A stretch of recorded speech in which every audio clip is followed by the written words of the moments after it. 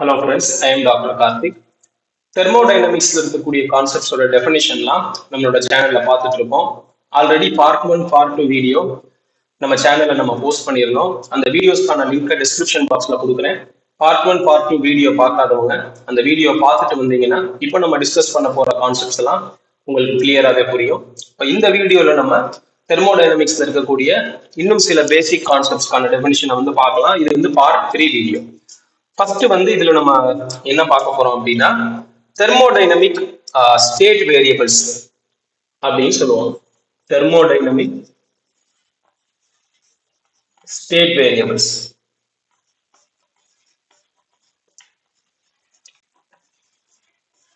இந்த thermodynamic state variables அப்படிங்கிறது என்னன்னு பாத்தீங்கன்னா the values of these variables the values of these variables completely describe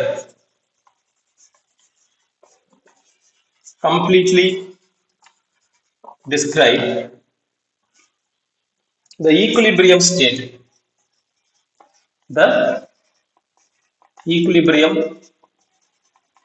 state of a thermodynamic system.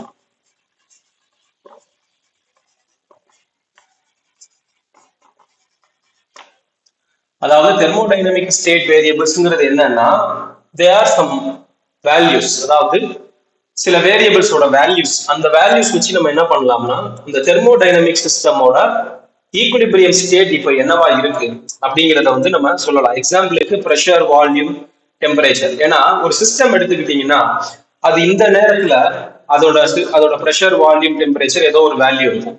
கொஞ்ச நேரத்துக்கு அப்புறம் அந்த வேல்யூஸ் எல்லாம் சேஞ்ச் ஆயிருக்கலாம். அப்போ அந்த வேல்யூஸ் எல்லாம் பாத்தீங்கன்னா வேற வேற வேல்யூஸ் இருக்கும். அப்போ அந்த வேல்யூஸை வச்சுட்டு நம்ம என்ன சொல்லலாம், இப்போ அந்த தெர்மோடைனமிக் சிஸ்டம் வந்து என்ன ஸ்டேட்ல இருக்கு அப்படிங்கிறத நம்ம சொல்ல முடியும். அதனாலதான் அது எல்லாத்தையும் நம்ம என்ன சொல்றோம், தெர்மோடைனமிக் ஸ்டேட் வேரியபிள்ஸ். அதாவது அந்த தெர்மோடைனமிக் சிஸ்டமோட ஈக்குலிபிரியம் ஸ்டேட்டை டிஸ்கிரைப் பண்ணக்கூடிய வேரியபிள்ஸ் அப்படின்னு சொல்லி நம்ம அதை சொல்றோம். இந்த தெர்மோடைனமிக் ஸ்டேட் வேரியபிள்ஸ்ல பாத்தீங்கன்னா ஒரு ரெண்டு கேட்டகரி, எக்ஸ்டென்சிவ் வேரியபிள்ஸ், அதே மாதிரி இன்டென்சிவ் வேரியபிள்ஸ். எக்ஸ்டென்சிவ் வேரியபிள்ஸ் அப்படிங்கிறது என்ன அப்படின்னு பாத்தீங்கன்னா these variables depend, extensive variables அப்படின்னு சொல்லி நீங்க நோட் பண்ணிக்கோங்க. extensive variables, these variables depend on the size or mass of the system அப்படின்னு சொல்லணும். ஸோ இந்த வேரியபிள்ஸ் எல்லாம் அந்த தெர்மோடைனமிக் சிஸ்டமோட சைஸையோ அல்லது மாஸையோ வந்து டிபெண்ட் பண்ணியிருக்கும். அப்போ இந்த வேரியபிள்ஸ்க்கான எக்ஸாம்பிள் என்னென்ன அப்படின்றத நம்ம பார்த்தோம்னா,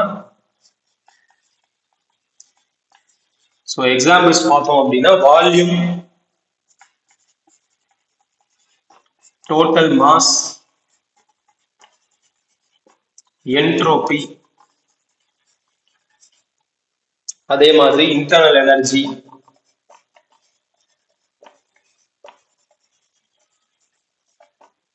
heat capacity.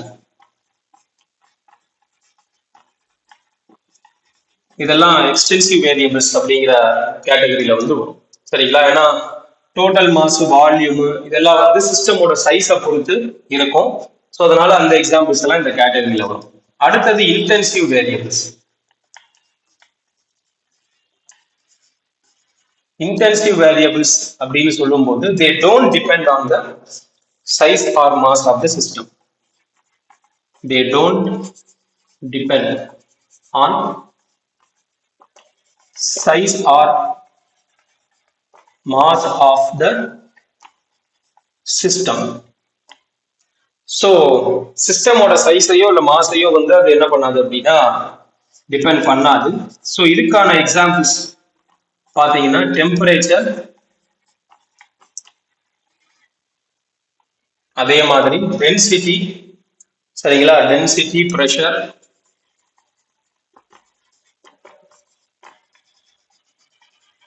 specific heat capacity,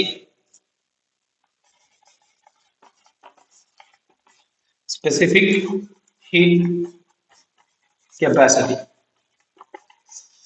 இதெல்லாம் வந்து இன்டென்சிவ் வேரியபிள்ஸ்க்கான எக்ஸாம்பிள்ஸ். ஏன்னா உங்களுக்கு நல்லாவே தெரியும் temperature, specific heat capacity. Specific heat கெப்பாசிட்டினா the amount of heat energy required to raise the temperature of the mass of 1 kg of a substance through 1 degree Celsius or 1 Kelvin. So நீங்க எடுத்துக்கிற சப்ஸ்டன்ஸோட mass வந்து 1 kg இருந்தா அதோட டெம்பரேச்சரை 1 degree செல்சியஸோ இல்லது 1 கெல்வினோ rice பண்றதுக்கு தேவையான அந்த ஹீட் எனர்ஜியை தான் ஸ்பெசிபிக் ஹீட் கெப்பாசிட்டின்னு சொல்லுவோம். அப்போ அது வந்து சிஸ்டமோட சைஸ் எல்லாம் டிபெண்ட் பண்ணி இருக்கணுங்கிற அவசியம் வந்து கிடையாது. இதான் வந்து தெர்மோடைனமிக் ஸ்டேட் வேரியபிள்ஸ் அப்படின்னு சொல்லி நம்ம சொல்லுவோம். ஐ ஹோப் வந்து இந்த டெஃபினிஷன்ஸ் எல்லாம் உங்களுக்கு புரிஞ்சிருக்கும்னு நினைக்கிறேன். அதுக்கப்புறமா நம்ம ஈக்குவேஷன் ஆஃப் ஸ்டேட் அப்படிங்கிற கான்செப்டை பார்க்கலாம்.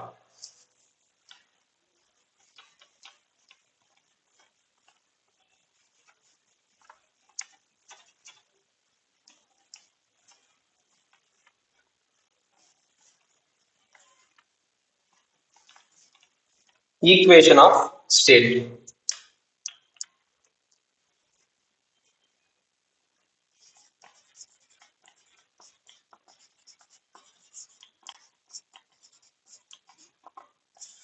ஈக்குவேஷன் ஆஃப் ஸ்டேட்டுக்கான டெஃபினிஷனை வந்து ஃபர்ஸ்ட் நம்ம எழுதிடலாம்.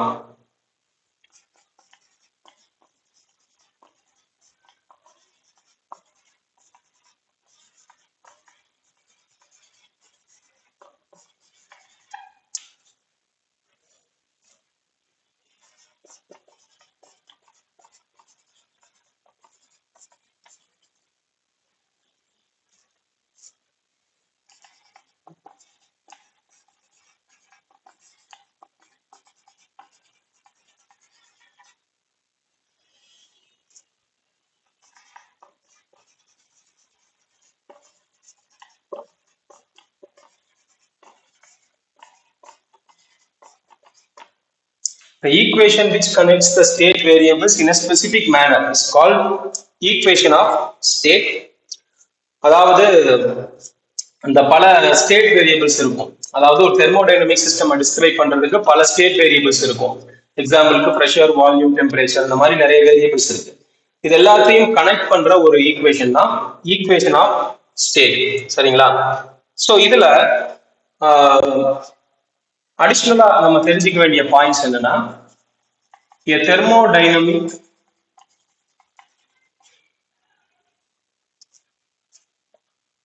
equilibrium is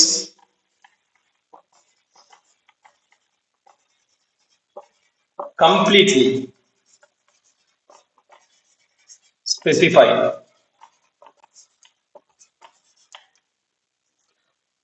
by these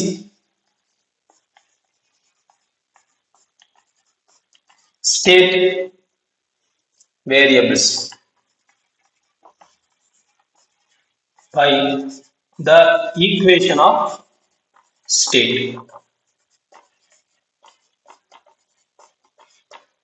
ஒரு தெர்மோடைனமிக் சிஸ்டம் ஈக்குலிபிரியம்ல இருக்குன்னா அந்த தெர்மோடைனமிக் ஈக்குலிபிரியமை நம்ம என்ன பண்ணிட முடியும், இந்த ஈக்குவேஷன் ஆஃப் ஸ்டேட் வச்சு கம்ப்ளீட்டா டிஸ்கிரைப் பண்ணிட முடியும். ஸோ அப்போ இந்த ஈக்குவேஷன் ஆஃப் ஸ்டேட் அப்படிங்கிறது ஒரு பர்டிகுலர் கேஸ்ல மட்டும்தான் பொருந்தும். அப்படின்னு சொல்லணும்னா அது என்ன கேஸ் அப்படின்னு பாத்தீங்கன்னா, நீங்க எந்த தெர்மோடைனமிக் சிஸ்டமோட ஈக்குவேஷன் ஆஃப் ஸ்டேட் எழுதுறீங்களோ அந்த தெர்மோடைனமிக் சிஸ்டம் ஈக்குலிபிரியம்ல இருந்தா மட்டும்தான் உங்களுக்கு அந்த ஈக்குவேஷன் ஆஃப் ஸ்டேட் வந்து பொருந்தும். அது ஈக்குலிபிரியம்ல இல்லை அப்படின்னா நீங்க அந்த ஈக்குவேஷன் ஆஃப் ஸ்டேட்டை வச்சு என்ன பண்ண முடியாது, அந்த தெர்மோடைனமிக் சிஸ்டமா நீங்க என்ன பண்ண முடியாது, டிஸ்கிரைப் பண்ண முடியாது. ஸோ இதுல முக்கியமான கண்டிஷன் ஈக்குவேஷன் ஆஃப் ஸ்டேட் எழுதுறதுல என்னங்கிறத நீங்க புரிஞ்சுக்கணும். நீங்க எந்த தெர்மோடைனமிக் சிஸ்டமுக்கு அதை எழுதுவீங்களோ அந்த சிஸ்டம் ஈக்குலிபிரியம்ல இருக்கணும். நான் ஈக்குலிபிரியம்ல இருந்தா இந்த ஈக்குவேஷன் ஆஃப் ஸ்டேட் வந்து பயனுள்ளதாக இருக்காது, அல்லது இதை வச்சு நம்ம இந்த சிஸ்டமை டிஸ்கிரைப் பண்ண முடியாது. ஸோ அப்போ அதை வந்து ஒரு பாயிண்டா சொல்றாங்க. If the system is not in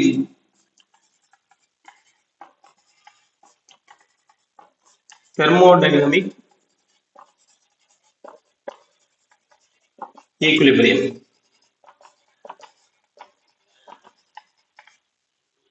then these equations cannot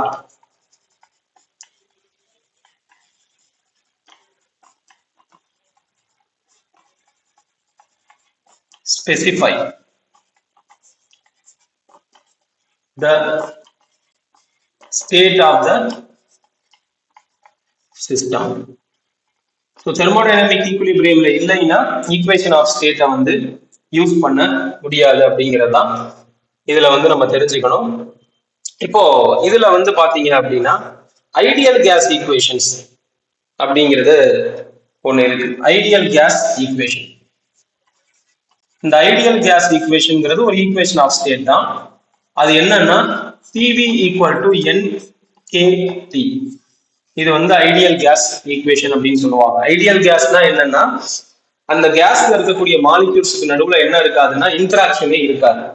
அப்படி இருக்கிறது ஐடியல் கேஸ்ன்னு சொல்லுவோம். ஐடியல் அப்படின்னாலே பாத்தீங்கன்னா பெர்ஃபெக்டா இருக்கக்கூடிய ஒரு விஷயத்தை தான் நம்ம ஐடியல்னு சொல்லுவோம். ஐடியல் அப்படின்னாலே எதோடையும் இன்டராக்ட் பண்ணாம இருக்கிறது அல்லது பெர்ஃபெக்டா இருக்கிறது, அதை வந்து ஐடியல் அப்படின்னு சொல்லுவோம். ஸோ ஐடியல் கேஸ் அப்படின்னா இந்த கேஸ்ல இருக்கிற மாலிக்யூல்ஸ் ஒன்னோட ஒண்ணு இன்டராக்ட் பண்ணாம இருக்கும்.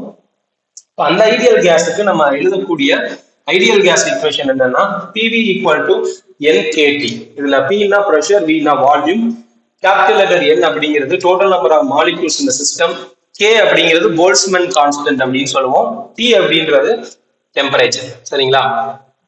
ஸோ இதுல வந்து பாத்தீங்கன்னா இந்த ஈக்குவேஷன்ல இருந்தே நீங்க தெரிஞ்சுக்கலாம் இந்த வேரியபிள்ஸ், தெர்மோடைனமிக் வேரியபிள்ஸ் ஆன பிரஷர், வால்யூம், டெம்பரேச்சர் இதெல்லாம் வந்து ஒன்னோட ஒண்ணு என்ன ஆயிருக்கு, இன்டர் கனெக்ட் ஆயிருக்கு. நீங்க ஏதாவது ஒரு வேரியபிளை சேஞ்ச் பண்ணீங்கன்னா மற்ற வேரியபிள்ஸ் எல்லாம் ஆட்டோமேட்டிக்கா வந்து சேஞ்ச் ஆகும். ஸோ இது வந்து பாத்தீங்கன்னா ஐடியல் கேஸுக்கான ஈக்குவேஷன் அப்படின்னு சொல்லலாம். ஐடியல் கேஸ் அப்படின்னா வந்து பாத்தீங்கன்னா நம்ம சொல்லிட்டோம் அந்த கேஸ்ல இருக்கிற மாலிகூல்ஸுக்கு நடுவுல எந்த விதமான இன்டராக்ஷனும் இருக்காது அப்படின்றத வந்து நம்ம சொல்லியாச்சு. அப்போ இது வந்து ஒரு பியூர்லி தியரட்டிக்கல் கேஸ். கேஸ் அப்படின்னு இருந்ததுன்னா அது இருக்க மாலிகூல்ஸுக்கு நடுவுல கொஞ்சம் இன்டராக்ஷன் இருக்கும் ரியல் லைஃப்ல. அப்போ பிராக்டிக்கலா நம்ம பார்க்கும்போது எல்லா கேஸும் வந்து ஐடியல் கேஸ் கிடையாது இல்லையா? மாலிகூல்ஸுக்கு நடுவுல இன்டராக்ஷன் இருந்துகிட்டே தான் இருக்கும். அப்ப இது வந்து ஐடியல் கேஸ்க்கு மட்டுமே பொருந்தக்கூடியது. ரியல் கேசஸ் அப்படின்னு இருந்ததுன்னா அந்த ரியல் கேசஸ் எல்லாம் இந்த ஈக்குவேஷனை ஒபே பண்ணாது. அது ஒபே பண்ணக்கூடிய ஈக்குவேஷன் என்ன அப்படின்னு பாத்தீங்கன்னா van der Waals equation. Van der Waals equation of state. இந்த ஈக்குவேஷனை பத்தி நம்ம வந்து இனி வரப்போற நாட்கள்ல பார்க்கலாம். இந்த வாண்டர் வால்ஸ் ஈக்குவேஷனை வந்து நம்ம எப்படி நம்ம வந்து புரிஞ்சுக்கணுங்கிறதெல்லாம் வந்து இனி வரப்போற நாட்கள்ல பார்க்கலாம். பட் ஃபர்ஸ்ட் நீங்க புரிஞ்சுக்க வேண்டியது என்ன அப்படின்னா van der Waals equation of state அப்படிங்கிறது ரியல் கேசஸ்க்கு அப்ளை ஆகக்கூடிய ஒரு ஈக்குவேஷன். அதுக்கு முன்னாடி நம்ம எழுதியிருக்கிறது ஐடியல் கேஸ் ஈக்குவேஷன் இல்லையா? ஸோ இது வந்து உங்களுக்கு ஐடியல் கேசஸ்க்கு மட்டும்தான் பொருந்தும். ஆனா ரியல் கேசஸ்க்கு நம்ம வாண்டர் வால்ஸ் ஈக்குவேஷன் ஆஃப் ஸ்டேட்டை தான் வந்து நம்ம என்ன பண்ண முடியும், பயன்படுத்த முடியும். சரிங்களா? இதுதான் வந்து ஈக்குவேஷன் ஆஃப் ஸ்டேட். இதுக்கப்புறமா நம்ம பார்க்க போற கான்செப்ட் என்ன அப்படின்னு பாத்தீங்கன்னா இன்டர்னல் எனர்ஜி அப்படிங்கிற ஒரு கான்செப்டை பார்க்கலாம்.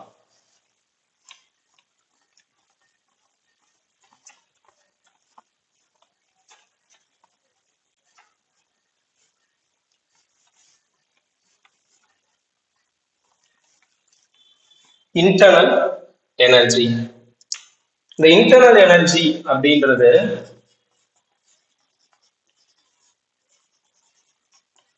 இத ரெப்ரசன்ட் பண்ற சிம்பல் கேபிட்டல் லெட்டர் U. பேர்லயே இருக்கு இன்டர்னல் அப்படின்னு இருக்கு. ஸோ பொதுவா வந்து நம்ம இந்த தெர்மோடைனமிக்ஸ் ஃபுல்லாவே வந்து நம்ம பேச போறது எல்லாமே ஐடியல் கேஸை பத்தி தான். சரிங்களா? ஸோ ஐடியல் கேஸ் அப்படிங்கிற ஒரு கான்செப்டை பேஸ் பண்ணி தான் தெர்மோடைனமிக்ஸ்ல இருக்கக்கூடிய எல்லா விஷயங்களையும் நம்ம பேசணும். அப்ப நம்ம ஒரு ஐடியல் கேஸ் எடுத்துக்கிறோம் அப்படின்னா அதோட இன்டர்னல் எனர்ஜி அப்படிங்கிறது எப்படி கால்குலேட் பண்ணணும் அப்படின்னா அதுக்குள்ள இருக்கக்கூடிய இந்த மாலிக்யூல்ஸ் இருக்கு இல்லையா, இந்த மாலிக்யூல்ஸோட பொட்டன்ஷியல் எனர்ஜியையும் கைனடிக் எனர்ஜியையும் நம்ம ஆட் பண்ணா கிடைக்கக்கூடியது தான் வந்து நமக்கு என்னன்னா இந்த இன்டர்னல் எனர்ஜி அப்படின்னு நம்ம சொல்லுவோம். இப்போ இதுக்கான டெஃபினிஷன் நான் வந்து நம்ம ஃபர்ஸ்ட் பார்த்துடலாம். the internal energy of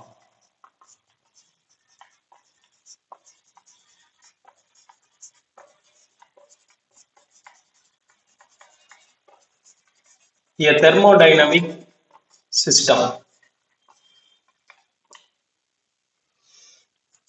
is the sum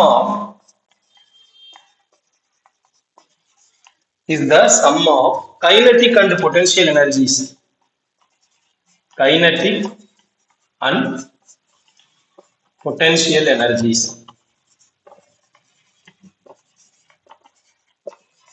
of all the molecules of the system. Of all the molecules of the system.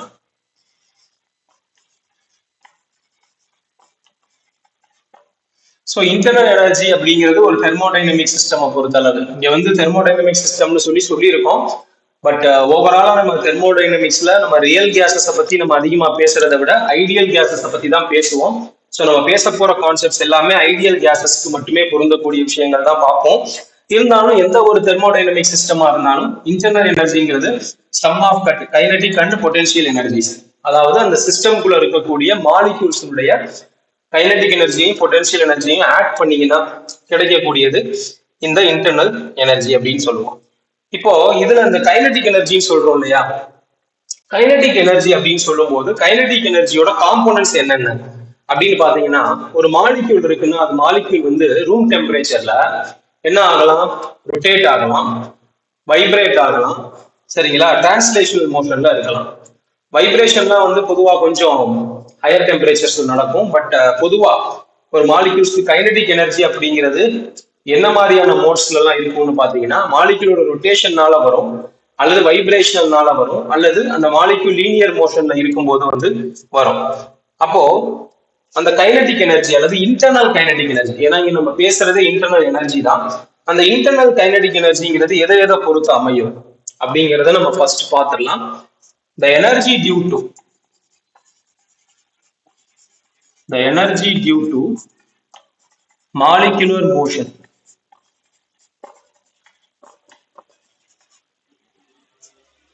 involving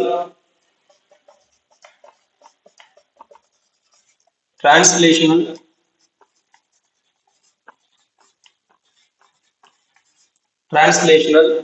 rotational and vibrational motion. Rotational and vibrational motion is called internal kinetic energy. Is called internal kinetic energy. அதை வந்து E suffix K அப்படின்னு சொல்லி நம்ம represent பண்ணுவோம். So இது வந்து internal kinetic energy. ஏன்னா internal எனர்ஜிங்கிறது sum of kinetic and potential எனர்ஜிஸ்ன்னு சொல்லியிருக்கோம். அப்ப கைனடிக் எனர்ஜி என்னங்கிறத நம்ம இங்க வந்து டிஃபைன் பண்ணியிருக்கோம். ஒரு தெர்மோடைனமிக் சிஸ்டம்ல இருக்கிற மாலிக்யூல்ஸுடைய மோஷனை பேஸ் பண்ணி வர்றதுதான் கைனடிக் எனர்ஜி. இப்போ இன்டர்னல் பொட்டன்ஷியல் எனர்ஜி அப்படின்னா என்னங்கிறத பார்க்கலாம். The energy due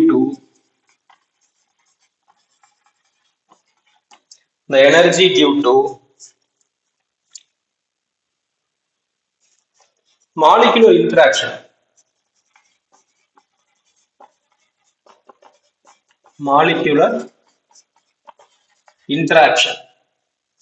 is called internal potential energy. இந்த E suffix P அப்படின்னு சொல்லுவாங்க. ஸோ மாலிக்யூல்ஸுக்கு நடுவில் இருக்கக்கூடிய இன்டராக்ஷனால வரக்கூடிய பொட்டன்ஷியல் எனர்ஜியை இன்டர்னல் பொட்டன்ஷியல் எனர்ஜி. ஏன்னா அந்த சிஸ்டமுக்குள்ளதான் மாலிக்யூல்ஸ் இருக்கு. மாலிக்யூல்ஸ் ஒன்னோட ஒன்னு இன்டராக்ட் பண்ணுச்சுன்னா அந்த இன்டராக்ஷனால வரக்கூடிய பொட்டன்ஷியல் எனர்ஜிங்கிறதுனால இதை இன்டர்னல் பொட்டன்ஷியல் எனர்ஜி அப்படின்னு சொல்லுவோம். அப்போ டோட்டல் இன்டர்னல் எனர்ஜி U அப்படிங்கிறது internal kinetic energy plus internal potential energy. So இந்த மாதிரி வந்து நம்ம காமனா ரெப்ரசென்ட் பண்ணலாம். இப்போ இது வந்து காமனான டெஃபினிஷன். ஒரு தெர்மோடைனமிக் சிஸ்டம்னு இருந்ததுன்னா அதோட இன்டர்னல் எனர்ஜிக்கு நம்ம இந்த மாதிரி தான் வந்து டிஃபைன் பண்ண முடியும். இப்போ நம்ம தெர்மோடைனமிக்ஸ்ல ரியல் கேசஸை பத்தி பேச மாட்டோம்னு சொல்லியிருந்தேன். பொதுவாக வந்து தெர்மோடைனமிக்ஸ்ல நம்ம ஐடியல் கேசஸை பத்தி மட்டும்தான் பேசுவோம். ஐடியல் கேசஸ் அப்படின்னு சொல்லும் போது நான் ஏற்கனவே சொன்ன மாதிரி அதுல இருக்கக்கூடிய மாலிக்யூல்ஸுக்கு நடுவுல இன்டராக்ஷனே வந்து இருக்காது. ஸோ இன்டராக்ஷனே இருக்காது அப்படின்னு எடுக்கும்போது அதுக்கு பொட்டென்ஷியல் எனர்ஜியும் இருக்காது. அப்போ ஐடியல் கேஸ் அப்படின்னு சொல்லி நம்ம எடுக்கும்போது அந்த ஐடியல் கேஸ்க்கு இன்டர்னல் எனர்ஜின்னு நம்ம கன்சிடர் பண்ணோம்னா அது வந்து வெறும் கைனடிக் எனர்ஜி காம்போனன்ட் மட்டும்தான் வரும். ஏன்னா மாலிக்யூல்ஸுக்கு நடுவுல இன்டராக்ஷன் இல்லாம இருக்கிற காரணத்தினால அதோட பொட்டென்ஷியல் எனர்ஜி, இன்டர்னல் பொட்டென்ஷியல் எனர்ஜிங்கிறது 0. சரிங்களா? ஸோ ஐடியல் கேஸஸ் பொறுத்த மட்டும் internal energy is only due to the internal kinetic energy of the molecules இந்த சிஸ்டம் அப்படிங்கிறத நம்ம புரிஞ்சுக்கணும். ரியல் கேஸஸ் பொறுத்தளவு அங்க வந்து இன்டராக்ஷன்லாம் இருக்கும் மாலிக்யூல்ஸுக்கு நடுவுல, அப்போ பொட்டென்ஷியல் எனர்ஜியும் வந்து இன்க்ளூட் ஆகும். பட் நம்ம பேச போறது எல்லாமே ஐடியல் கேஸஸை பத்தி மட்டும்தான். சரிங்களா? ஸோ ஐடியல் கேஸ் அப்படின்னு நம்ம சொல்லும் போது அதோட இன்டர்னல் எனர்ஜி கைனடிக் எனர்ஜியை பொறுத்து மட்டும்தான் இருக்கும் அப்படிங்கறத நம்ம சொல்லியாச்சு. இந்த கைனடிக் எனர்ஜி எதெல்லாம் பொறுத்து அமையும் அப்படின்னு பாத்தீங்கன்னா டெம்பரேச்சர். சரிங்களா? அந்த சிஸ்டம் என்ன டெம்பரேச்சர்ல இருக்குங்கிறத பொறுத்து முக்கியமா அமையும். அதே மாதிரி த நம்பர் ஆஃப் பார்ட்டிகிள்ஸ், சிஸ்டம்ல எத்தனை பார்ட்டிகிள்ஸ் இருக்குங்கிறத பொறுத்தும், அதே மாதிரி சிஸ்டம் என்ன டெம்பரேச்சர்ல இருக்குங்கிறத பொறுத்தும் அந்த இன்டர்னல் எனர்ஜி அப்படிங்கிறது அமையும். இந்த இன்டர்னல் எனர்ஜி அப்படிங்கிறது பாத்தீங்கன்னா ஒரு ஸ்டேட் வேரியபிள் அப்படின்னு சொல்லி சொல்லுவோம். ஸ்டேட் வேரியபிள் அப்படின்னா அந்த இன்டர்னல் எனர்ஜி எதை பொறுத்து அமையும்னா அந்த நேரத்துல அந்த தெர்மோடைனமிக் சிஸ்டம் என்ன ஸ்டேட்ல இருக்கு அப்படிங்கிறத பொறுத்து தான் அந்த இன்டர்னல் எனர்ஜி அமையும். அந்த ஸ்டேட் எப்படி அச்சீவ் ஆச்சு அப்படிங்கிறத பொறுத்தெல்லாம் வந்து அமையாது. அதாவது அந்த ஸ்டேட்டுக்கு அது எப்படி வந்திருக்குங்கிறத பொறுத்தெல்லாம் அமையாது. அந்த நேரத்துல அதோட ஸ்டேட் என்னங்கிறத பொறுத்து மட்டும்தான் அமையும். அதாவது பாத்தீங்கன்னா ஒரு தெர்மோடைனமிக் சிஸ்டம் ஒரு 30 டிகிரி செல்சியஸ்ல இருக்கு. அதை வந்து நம்ம ஹீட் பண்ணி 40 டிகிரி செல்சியஸ்க்கு கொண்டு வரோம் அப்படிங்கும் போது 40 டிகிரி செல்சியஸ் இருக்குன்னா அந்த 40 டிகிரி செல்சியஸ்ங்கிற டெம்பரேச்சர் பொறுத்து அந்த சிஸ்டமோட இன்டர்னல் எனர்ஜி வந்து இருக்க போகுது. 40 டிகிரி செல்சியஸ் நம்ம எப்படி கொண்டு வந்தோங்கிறதெல்லாம் முக்கியம் கிடையாது. என்ன ப்ராசஸ்ல கொண்டு வந்தோங்கிறதெல்லாம் முக்கியம் கிடையாது. ஸோ அந்த ஸ்டேட், அந்த நேரத்தில் அது 40 டிகிரி செல்சியஸ்ங்கிறது அதோட ஸ்டேட்டை சொல்லுது. அந்த ஸ்டேட்டை பொறுத்து மட்டும்தான் இந்த இன்டர்னல் எனர்ஜி அமையும். இன்டர்னல் எனர்ஜி மெயினா வந்து டெம்பரேச்சரை பொறுத்து தான் வந்து அமையும். ஸோ இதை வந்து நம்ம முக்கியமா புரிஞ்சுக்கணும். ஸோ இந்த இன்டர்னல் எனர்ஜி அப்படின்னு சொல்லும் போது இந்த இன்டர்னல் எனர்ஜியை கால்குலேட் பண்றதுக்கு பாத்தீங்கன்னா ஒரு ஃபார்முலா இருக்குது. பொதுவா கேஸஸ்க்கு வந்து இந்த இன்டர்னல் எனர்ஜி கால்குலேட் பண்ற ஃபார்முலா ஒன்று இருக்குது. இது என்னங்கிறத பார்த்துடலாம். கேஸஸ்க்கு வந்து பாத்தீங்கன்னா அந்த ஃபார்முலா என்னங்கிறத பார்க்கலாம். Internal energy U ideal gas பொறுத்தளவு U equal to N/2 FRT அப்படின்னு சொல்லுவோம். இதுல N அப்படிங்கிறது நம்பர் ஆஃப் மோல்ஸ். ஸோ கேஸஸ்க்கு வந்து எவ்வளவு மோல்ஸ் இருக்குங்கிறது N. Fங்கிறது பாத்தீங்கன்னா degrees of freedom. Degrees of freedom அப்படின்னு சொல்லுவோம். ஆறுங்கிறது கேஸ் கான்ஸ்டன்ட். ஆறுங்கிறது கேஸ் கான்ஸ்டன்ட். அது வந்து ஒரு கான்ஸ்டன்டான வேல்யூ 8.31 அப்படின்னு சொல்லுவோம் அந்த ஆரோட வேல்யூ. Tங்கிறது absolute temperature. அதாவது டெம்பரேச்சரை நீங்க கெல்வின்ல எழுதணும். அப்படி எழுதுனீங்கன்னா தான் உங்களுக்கு வந்து இங்க வந்து அப்ளை பண்ண முடியும். So internal energy for gas கண்டுபிடிக்கிற ஃபார்முலா இதுதான், N/2 FRT. Fங்கிறது degrees of freedom. Degrees of freedom என்னங்கிறத நம்ம சேனல்ல ஆல்ரெடி டிஸ்கஸ் பண்ணியிருக்கோம். ஸோ அந்த வீடியோ பார்த்தீங்கன்னா உங்களுக்கு வந்து புரியும். ஆறுங்கிறது gas constant, T temperature. So இதுதான் வந்து internal energy for gas calculate பண்ற ஃபார்முலா அப்படின்னு கூட வந்து நம்ம சொல்லலாம். ஸோ தெர்மோடைனமிக்ஸ்ல வந்து பாத்தீங்கன்னா இதெல்லாம் வந்து சில முக்கியமான டெஃபினிஷன்ஸ் அப்படின்னு நம்ம சொல்லலாம். இது பார்ட் 3 வீடியோ. ஸோ அடுத்து வந்து பார்ட் 4 வீடியோ நம்ம நாளைக்கு வந்து நம்ம போஸ்ட் பண்ணுவோம். ஸோ அதுல வந்து பாத்தீங்கன்னா தெர்மோடைனமிக்ஸ்ல இருக்கக்கூடிய இன்னும் சில பேசிக்கான கான்செப்ட்ஸ் எல்லாம் அந்த வீடியோஸ்ல நம்ம பார்க்கலாம். ஸோ இந்த பேசிக்ஸ் எல்லாம் புரிஞ்சது அப்படின்னா தான் நம்ம தெர்மோடைனமிக்ஸ்ல இருக்கக்கூடிய அட்வான்ஸ் லெவல் கான்செப்ட்ஸ் எல்லாம் புரியும். அதனாலதான் இந்த பேசிக் கான்செப்ட்ஸ் டெஃபினிஷன்ஸ் எல்லாம் வந்து நம்ம பார்த்துட்டு இருக்கோம். இந்த வீடியோ ரிலேட்டடா உங்களோட ஃபீட்பேக்கை நீங்க கமெண்ட் செக்ஷன்ல ஷேர் பண்ணலாம். தேங்க்ஸ் ஃபார் வாட்சிங் திஸ் வீடியோ. அடுத்ததா வந்து நம்ம பார்ட் 4 வீடியோ நம்ம வந்து நாளைக்கு வந்து நம்ம பார்க்கலாம்.